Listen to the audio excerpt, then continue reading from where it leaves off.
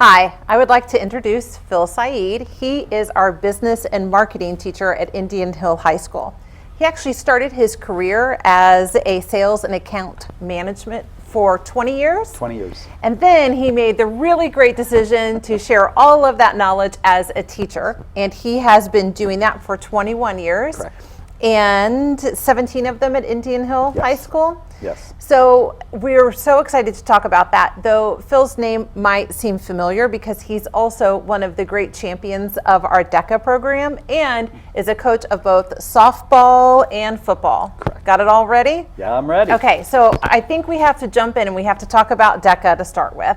Okay. It is constantly receiving awards, and just to make sure that everybody has context around it, I'd just like to read a little introduction about DECA. So, DECA is a student organization with members in all 50 states, including the District of Columbia. It's also international in Canada, China, Germany, Guam, Hong Kong, Korea, Mexico, and Puerto Rico. The United States Congress, the United States Department of Education, and state and international departments of education authorize DECA's programs. DECA prepares the next generation to be academically prepared, community-oriented, professionally responsible, and experienced leaders. The high school division includes 190,000 members in 3,500 schools. This year was record-setting for Indian Hill High School, though, with 62 state competitors and 50 advanced to the finals and 40 finished in the top 10 of their event, with 9 first-place finishes. 29 of our students qualified for the DECA International competition this month, with 20 taking the trip to compete in Atlanta. Additionally, we wanted to celebrate high school student William Dalton, who made school history by becoming the first DECA state officer. So, with all of those accolades, help us to understand a little bit more about DECA and why it is so important to the culture of Indian Hill High School. DECA is a student organization, marketing student organization, as you had mentioned, Dr. Stewart, and I have found it throughout my teaching career as the driving force for our entire program.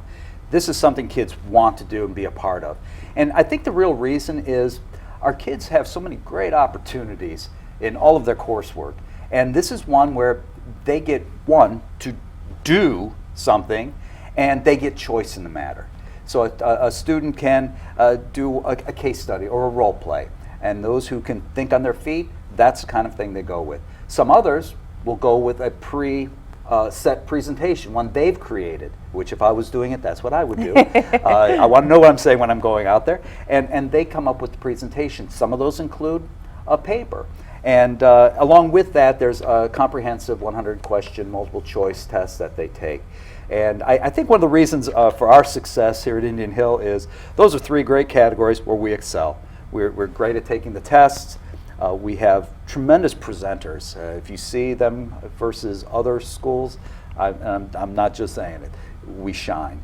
And when it comes to the written work, we have outstanding writers. And when you put that combination, it's areas that they've been doing through their coursework at school here, and they're ready to take on those challenges. And I just think that's really the driving force. We have a district competition in UC Claremont. Our district has Sycamore, Marymount, and Wyoming High School.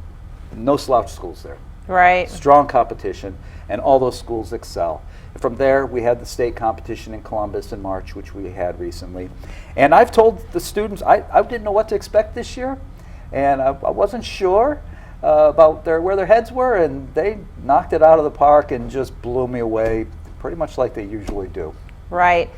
I think all of this is so exciting because it really aligns well to some of the things we're working on as a district when we talk about our students being learners as doers. We want them actually actively participating. We also think about them as learners as individuals, so allowing a student to participate in DECA in a way that means something to them.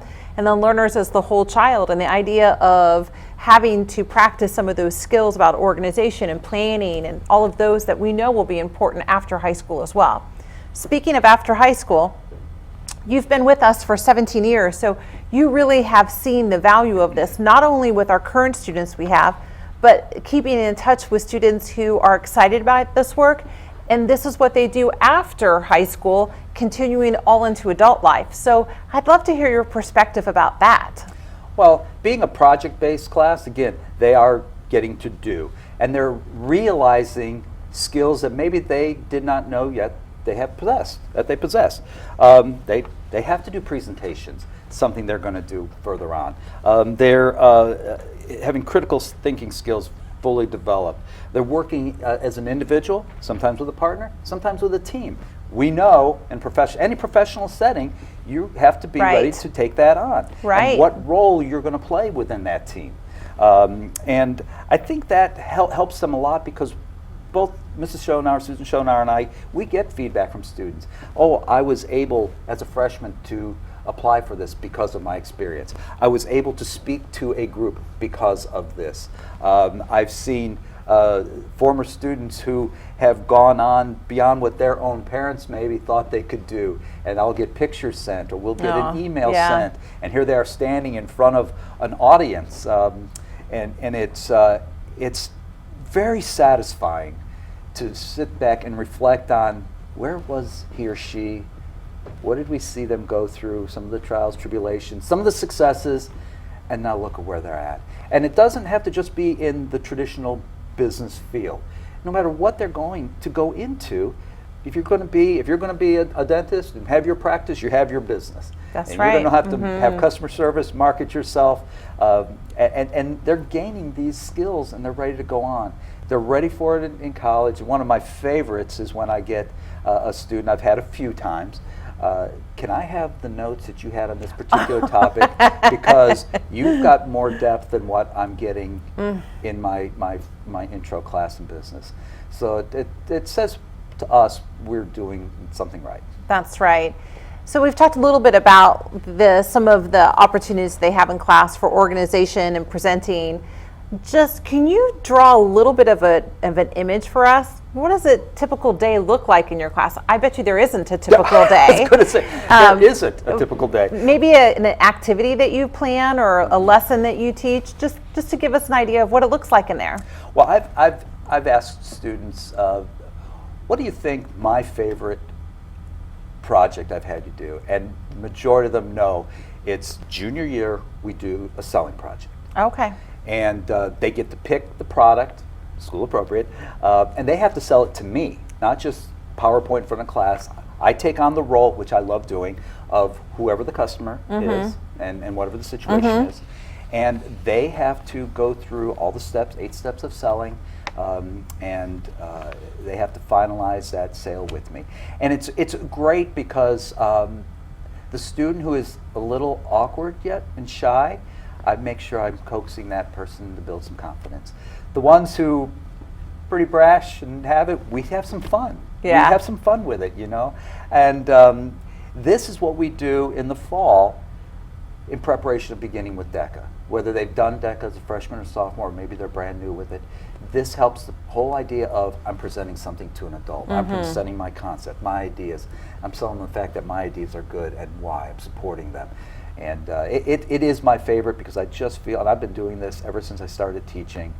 It's my background, and it's hard to get up in front of your peers and sell to your teacher a product or a service.